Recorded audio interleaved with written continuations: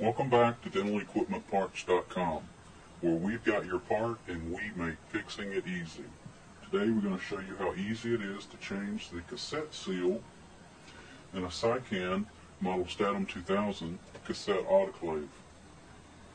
DentalEquipmentParts.com stocks both the model 2000 cassette seal as well as the model 5000 cassette seal. Now let's tell you a little bit about some things to look for that would prompt you that it's time to change your cassette gasket. If you notice any steam leaking around the front of the autoclave where the cassette inserts into the autoclave when the cycle is running, if you notice any steam leaking around this opening, that's a telltale sign that it's time to change the cassette seal. Also, if you notice any water beginning to accumulate underneath the autoclave, that's also a telltale sign that it's time to change the cassette seal. Now, the manufacturer, Sci-Can, they recommend that the cassette seal be changed every 500 cycles or 6 months, whichever comes first. Not a lot of cycles available in the cassette seal. It's one of the most commonly changed gaskets in any autoclave. Okay, to change the cassette seal, there is an instruction sheet that comes with the new cassette gasket to explain the necessary steps to change the cassette seal. There's also a bottle of lubricant that comes with the new gasket that's used when you install the new cassette seal. To change the cassette seal, you're going to go ahead and remove the old cassette first. And you can just simply use a flat instrument to remove the cassette seal. Nothing sharp, nothing that's going to cut the seal, but you want to remove it out of the cassette. Once you get one end started, it's very easy to go ahead and just pull that out.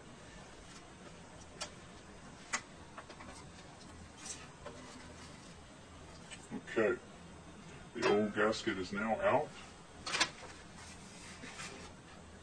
What you need to do before installing the new gasket is take a wire brush or perhaps a piece of Scotch-Brite, any of these two items, some soap and water, and you're going to want to clean inside of the channel or groove where the new cassette seal is going to be installed. You want to take this brush and you want to clean this really nice in here, all the way around. Take the Scotch-Brite, clean up inside the groove really good where the new cassette seal is going to be installed, all the way around. Ensuring that this is a very clean channel to accept the new seal. Okay, so to put the new seal in,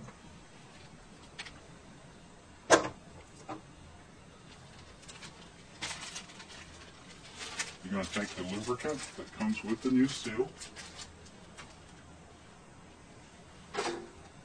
and you're going to apply it to the new seal. You simply pour this on, and then make sure that it gets all the way around the new seal.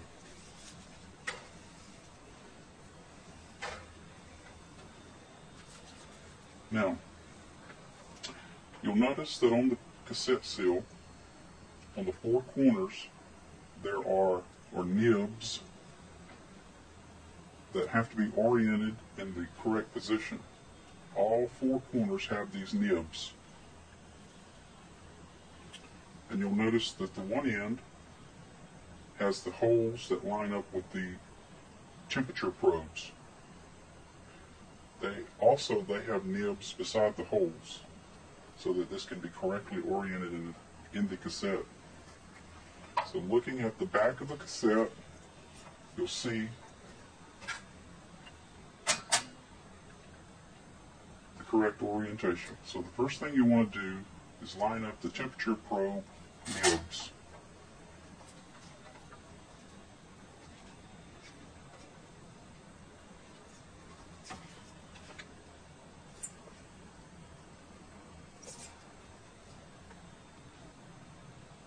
Okay.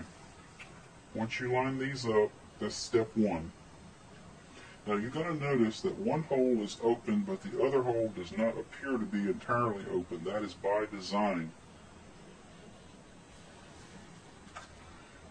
The second step you'll take is lining up the nibs in the four corners. 1, 2,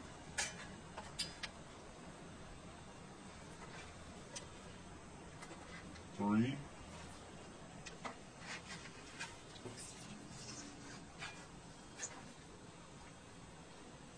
and the fourth one.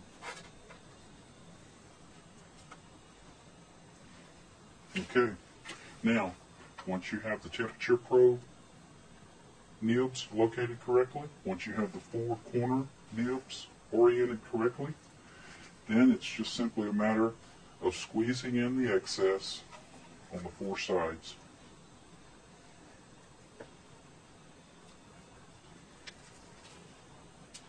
Just want to go ahead and squeeze all the excess up in there.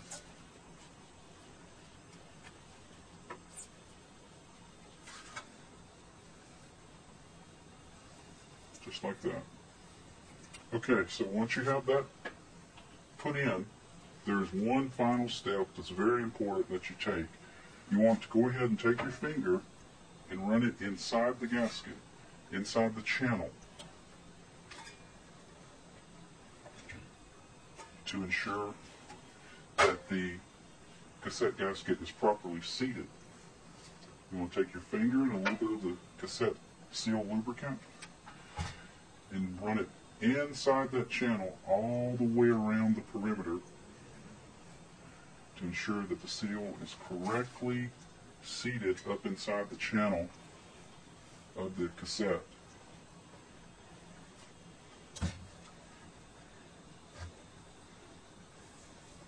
Just want to work that in there all the way around.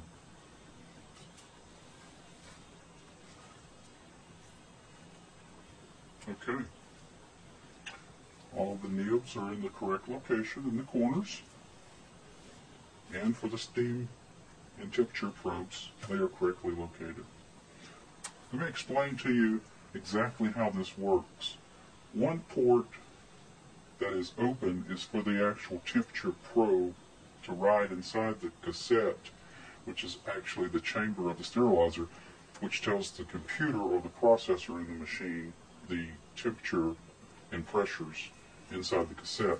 The other port is actually where the steam generator injects the steam into the cassette.